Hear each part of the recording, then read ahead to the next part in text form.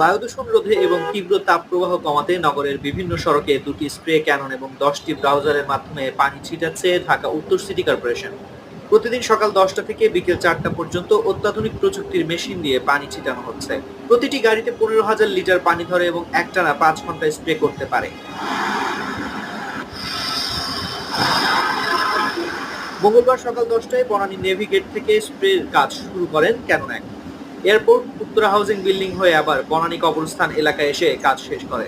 অন্যদিকে Canon 2 Mirpur road বা মাজার রোড সিগন্যাল থেকে স্প্রের কাজ শুরু করে। এরপর গণভবন এলাকায় মানিক মিয়া অ্যাভিনিউ, বিজয় সরণি, জাহাঙ্গীর গেট, প্রধানমন্ত্রীর কার্যালয়, ফার্ম গেট, কারওয়ান বাজার, মগবাজার হয়ে গাবতলী গিয়ে পানি ছিটানো শেষ করে। এ বিষয়ে জানতে চাইলে প্রতিদিন সকাল 10টা থেকে বিকেল 4টা পর্যন্ত অত্যাধুনিক প্রযুক্তির এমন মেশিন দিয়ে পানি ছিটানো হচ্ছে।